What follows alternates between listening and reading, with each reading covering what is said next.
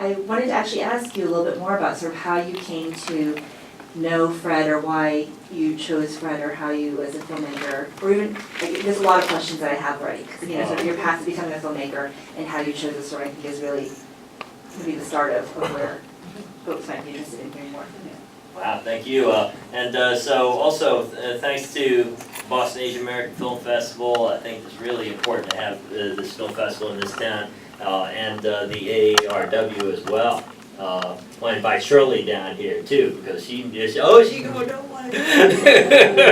Because she knew Fred, and Fred was the first director of the AARW, so I found that whole story interesting, and I had no clue, no idea about any of this. But in terms of how I got to know Fred, I don't know how, well, when I was acquainted with Fred, it was around 1990 in New York City, and it was a very special time. The first Iraq War was happening. We were all trying to fight that. There was a lot of Asian American activism. A lot of this was combined with what was going on with the African American protest and stuff like that. And there's always this kind of like Harlem, African American radical politics that is going on that probably happens all over the place, but really in Harlem you kind of feel like you're in the epicenter. Let's see, recently passed away is Yuri Kochiyama, who also bears a real like kinship and relationship with Fred Ho, because they were both interested in like Afro-Asian fusion and what that means, and so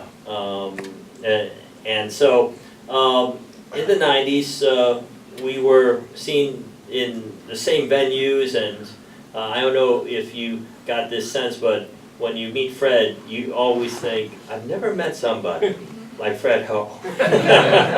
He's very memorable. And so, Fred had this way of keeping a catalog in his mind, and this is also Yuri Kochiyama's thing, keeping a catalog in his mind of all the activists who are in his area, in his city, and what they were about, and what motivates them, and stuff like that.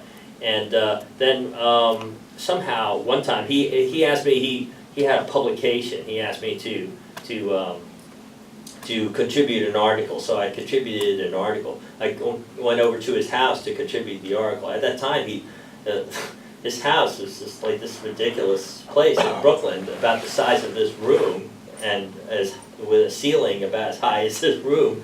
And I remember I asked him to use the bathroom, and then like the bathroom was made of glass, and I was like, wow, Fred Ho's watching me take a dunk. Pretty weird, Glass bricks though, so it's just sort of like an impressionist painting of you or whatever, But anyway, later on he got me published in a book, an anthology called State of Asian America, and so not a lot of Filipino American activists have like some published chapter somewhere. So I figured I'm going to be Mr. Filipino Malcolm X, and so I started writing this article. It was all like, fuck Whitey, fuck the imperialism, fuck this, all this stuff, right? So then the editor called back, we love it, and then so and I just found that was in the 80s. Like that article is still being read. As a matter of fact, somebody just a couple of months ago walked up to me and said, I teach Filipino American Studies in California, and your reading is like number 2, and number 1 is like Malcolm X or something. But it's the only thing I've got in a book, and it was because of Fred Ho. And then I totally lost track of him completely for so long. And then I was walking around at Barnes & Noble's, and then I see a book. It says, Diary of a Radical Cancer Warrior. And on the front cover is Fred Ho. I was like, wow. And so I read the book, and when I saw the end, I was like, wow, he's dead. Because just the way the book ended, I was like, wow, how do you get through all those surgeries and stuff? By the time I'm reading this book, he must be deceased. So I saw a website, I thought it might have been an old website, but lo and behold, about a couple weeks later, I'm in Fred's apartment and we're doing the first interview you just saw, the first scene. And then I get reacquainted, and then we just fell in love with the project, you know. And so, yeah. But it's wild because we're doing this festival scene. This is one of our last festivals, and so I haven't seen the movie for a few weeks now, and so having the experience tonight is really, you know, it really like got me in my heart actually, because I haven't seen it for a while. And, yeah. But could raise your hand if you have never heard of Fred Ho before tonight, or before this movie, or whatever. Wow, that's cool. That's great, because here Fred is gone, but this movie gets to introduce Fred and to many more people. You know, I hope you get to, you know, experience some more music, and there's still musicians playing live music of Fred, and so you know, we feel very specially, you know, to him. I feel like I'm now part of this community that you know is dedicated to Fred for just because he was a great guy and we're dedicated, but really it's just for our own interests, our own selfishness, you know, just of having that experience of the music and stuff like that, you know.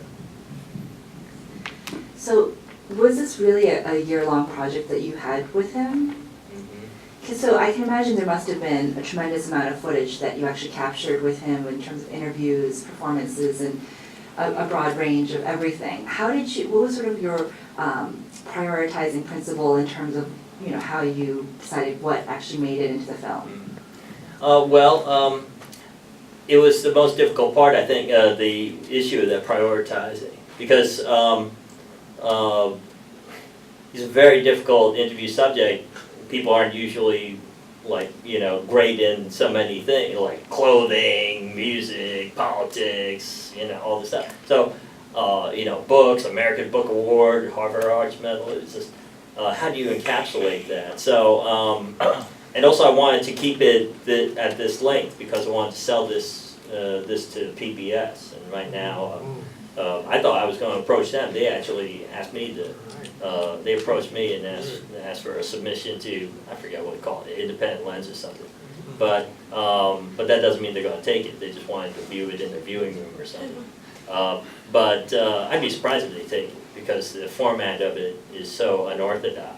But I didn't want to go chronological, and because, I don't know, it just didn't seem to do it justice. But I think that during the like, I came into it related to cancer, a cancer project I was doing.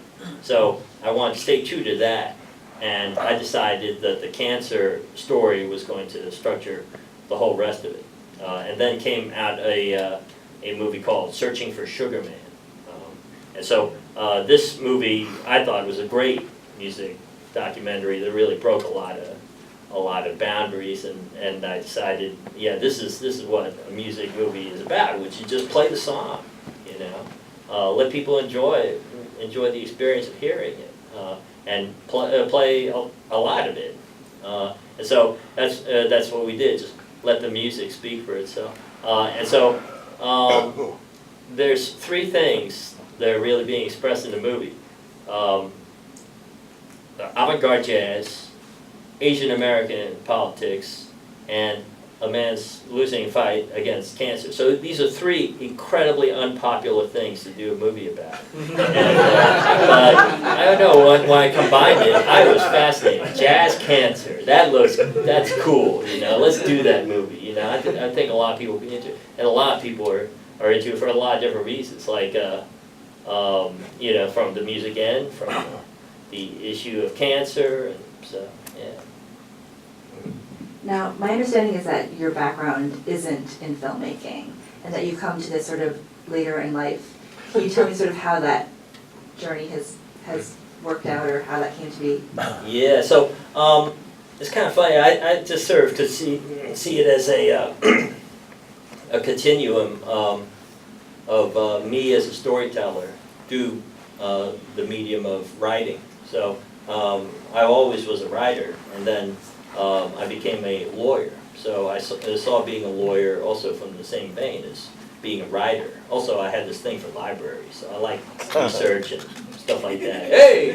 And then, so I saw lawyering, you know, about being, you know, and then about going to the library, writing a story, but then it also, after many years, I mean, I've been a lawyer for a long time, and I had a 3-attorney firm, and I closed it down to go into filmmaking and just retire from that. But I think that it has a lot to do with the person, the client, and you know, telling a story. But see, with law, it's about, it has to be a certain structure, what you're writing. Your story has to like plug into a certain standard, and so the way you tell a story, the order of when you reveal the events can like convince somebody or not convince somebody. It's really crucial. What happens first? What happens next? And so and that's why with filmmaking, for all the skills of filmmaking, I could turn over any of them to someone who's better in my film. The last thing I would turn over is editor, because I'm a great editor. You know, I've never met somebody who can edit like me. But I'm sure there's people in you know, movies and stuff that can edit up to me, but I've never, like, you know, it's hard to compare, like, in terms of I can edit. You know, so you stole what I wanted to say, which was the editing was just fantastic, and especially the way you engage people at the beginning of the film with the juxtaposition of narrative and images and music. I thought was just really, really brilliant.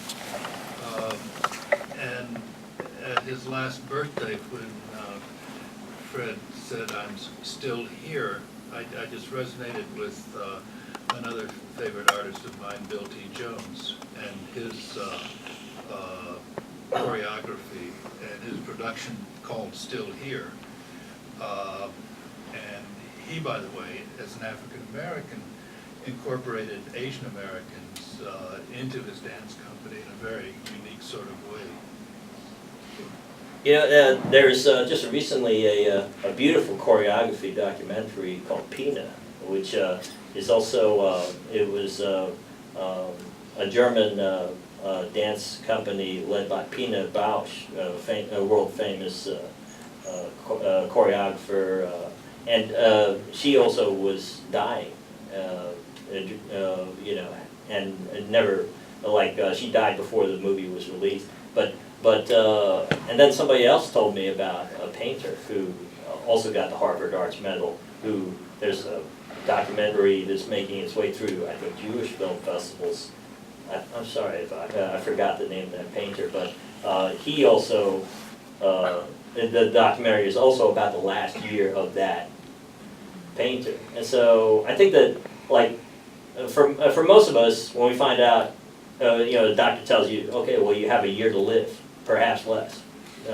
Then, you know, essentially it's like, okay, well, whatever. I'll get the 100 channel package on the cable, and you know, I'll just hang out, you know, see my family. That's it. And so, but I think that it's different for an artist that is already of the position that, you know, what they provide on this planet to others is important and unique. And so when they find out that they're dying, it kind of, like, it really energizes them. They're like, oh, well, I've got to get some things finished before I go. He never seemed sick, and so this is a shocker, you know. I mean, to have that kind of suffering. But one thing that I was reviewing with Royal when we were having dinner is this issue where he decided, or what was it, is that he decided, he was faced with a choice. They said, okay, you can do chemotherapy. It won't save your life. It will lengthen your life for a few more months. But the side effects will be such that you'll spend most of that time in bed or inside your apartment. Or no chemotherapy. And you will die sooner. But you won't have the side effects, which means you'll be walking around healthy, not in pain.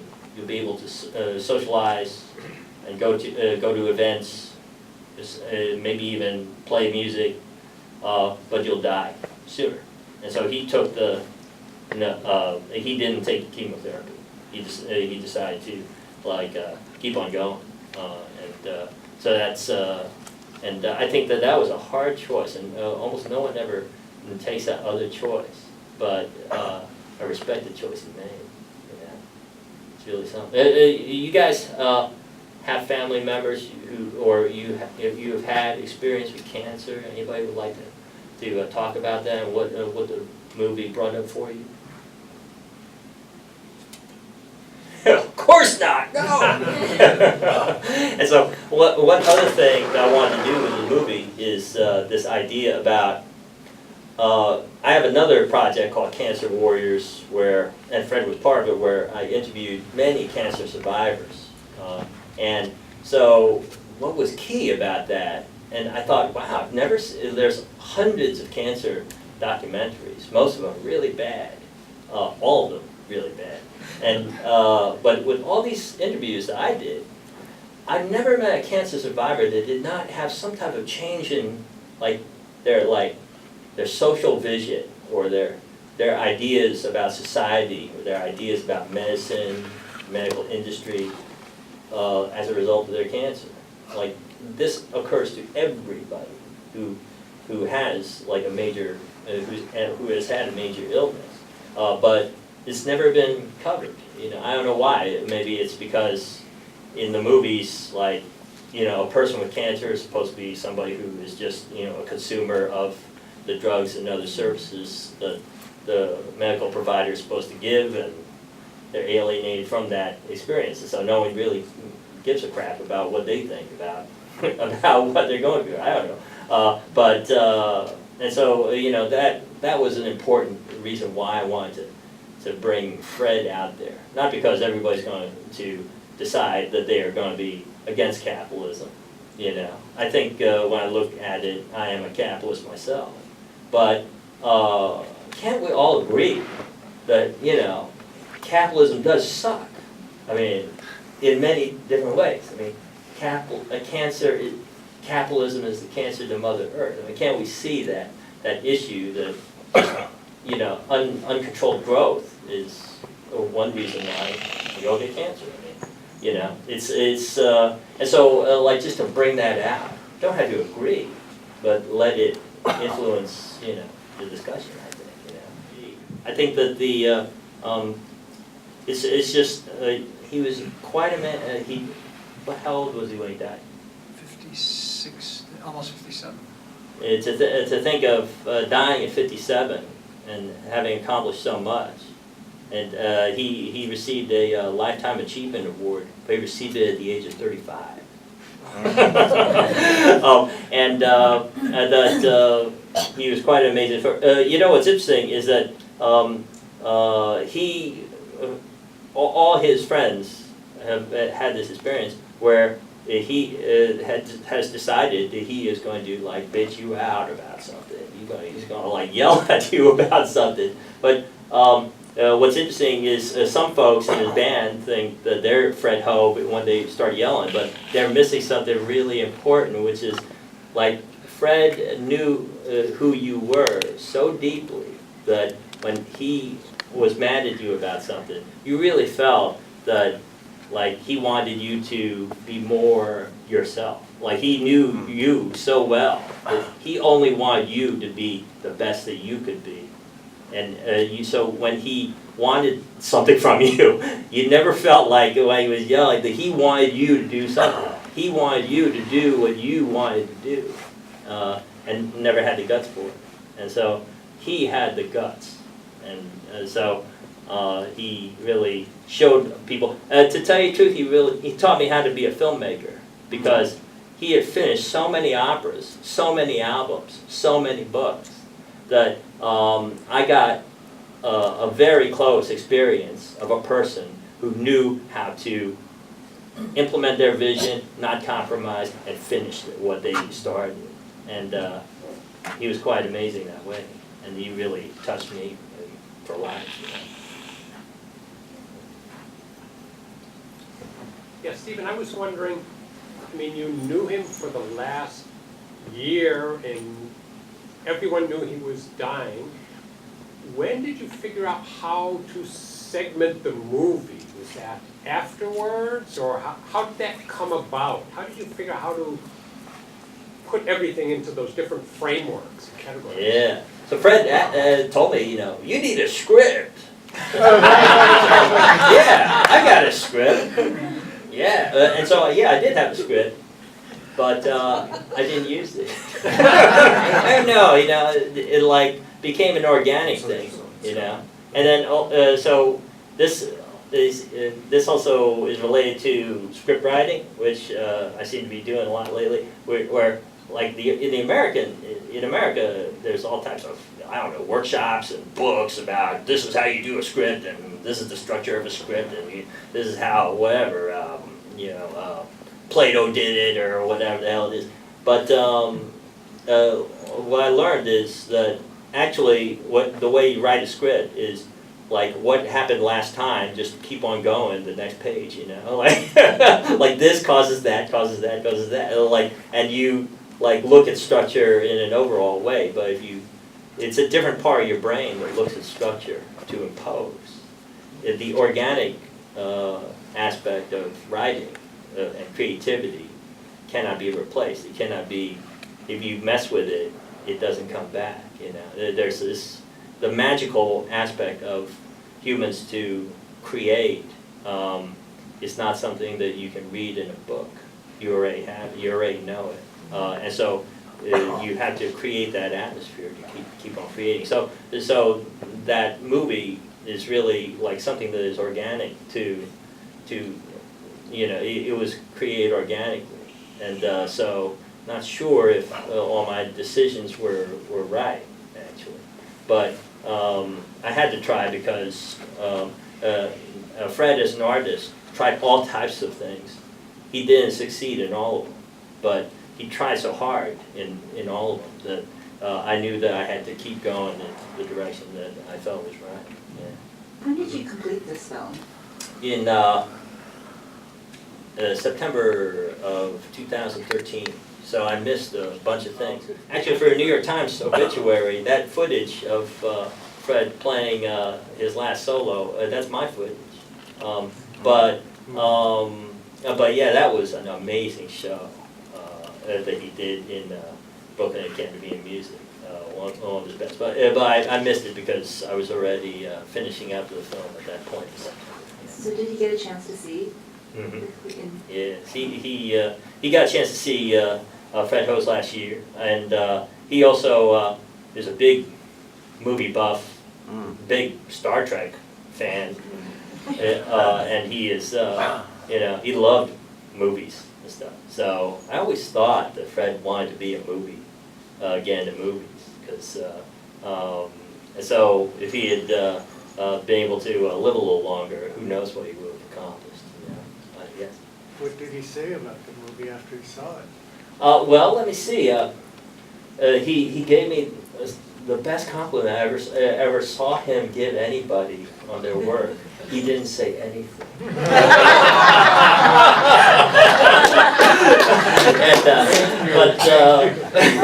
He said that he always looked forward to our visits, because I would visit him in his apartment every couple of weeks. And I would tell him what's new, what's going on with the film, where it's been submitted, and stuff like that. And he loved that, you know. He always loved to hear about the film. He wanted to see it in a theater, but it wasn't going to happen. Yeah. But what's key, I was thinking about just now about Fred and how his movies are cinematic, and that always made me think that he would become a filmmaker, because his movies often sound like a movie score.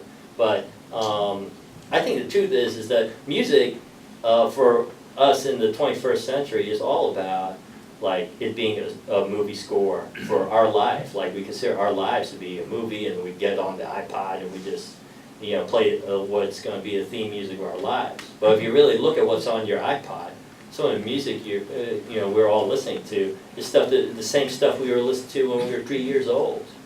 With purple dinosaurs dancing around and shit. I mean, we listen to children's music, and so if that is the theme music of our lives, we can only feel the feelings of a child. And so when you up that ante and you listen to rich music, beautiful music, then you can feel more sophisticated feelings and the feelings of an adult person. And so that is one of the things Fred taught me. Well, thank you, Steve. I appreciate, I think, making probably one of Fred's last wishes and getting into films possible. Last year, really accomplishing so much. So we actually are running out of time, and I apologize for that. But I just wanted to give you one last thanks for coming all this way, for the work that you've done, and sort of being able to share the work of Fred with a much wider audience that will continue to, even though he is no longer with us. So let's continue discussion. Yes, actually, that's it.